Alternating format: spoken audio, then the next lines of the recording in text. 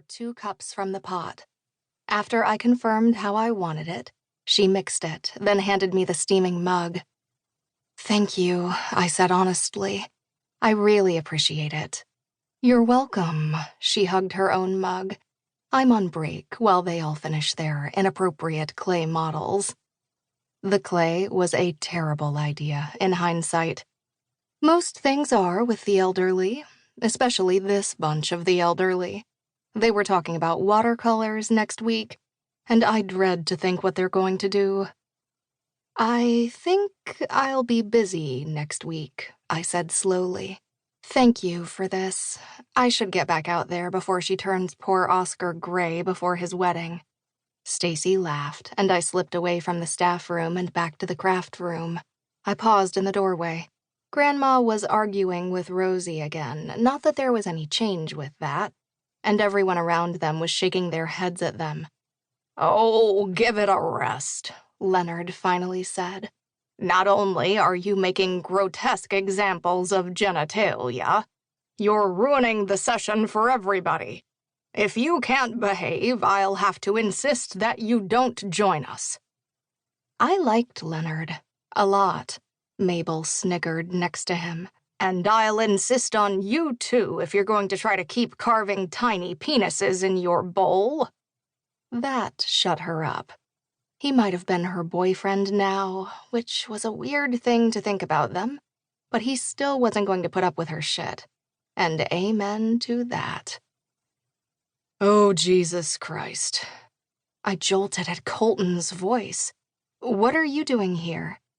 He met my eyes with a wry smile. "My grandfather lives here." "I know that, but I thought you were working today." "I am. That didn't stop my sister sending me with a bag full of things from her new greenhouse, though, did it?" He raised the bag as if to punctuate his point. "She was on her way over here, and there was an emergency at the bookstore." "What happened? Did a cover bend?" "Probably, knowing them." He shrugged one shoulder. "So I said I'd bring them over. What the hell are they doing in there?" "They're having a clay class. And making inappropriate body parts." I shuffled back into the main area with my coffee. "I think I'm done here for the day." "Shouldn't you be working?" Colt asked, following me. I nodded. Mom had something come up, so she asked me to come. 3rd time this month. He joined me on the sofa, setting the bag of groceries down on the table in front of us. "Sorry, she's been flaking a lot on you lately." I made a noise that I hoped was a sign of agreement. My relationship with my mother was somewhat contemptuous, as was hers with Grandma.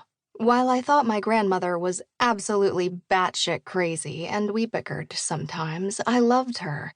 And the only time I'd missed a visit with her in 2 years was when I was on vacation. My mother, on the other hand...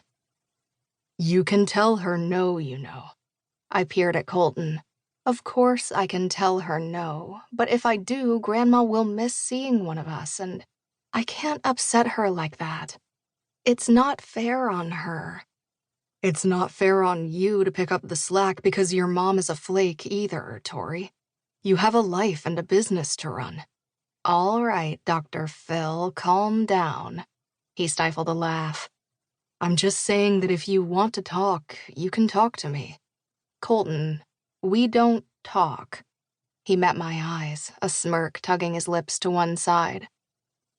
"All right, if you want to feel better." I shoved him away. "I'm absolutely fine. I'm just a few hours away from sending this website to my client, and I have to meet with Piper to discuss branding for the bakery, so standing in for her is really annoying." Wait, that sounded bad. Not that I don't like seeing Grandma, I do.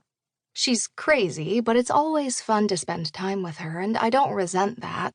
I'd just prefer at least 3 hours' notice as opposed to 15 minutes. "I understood, don't worry about it. You're allowed to be resentful."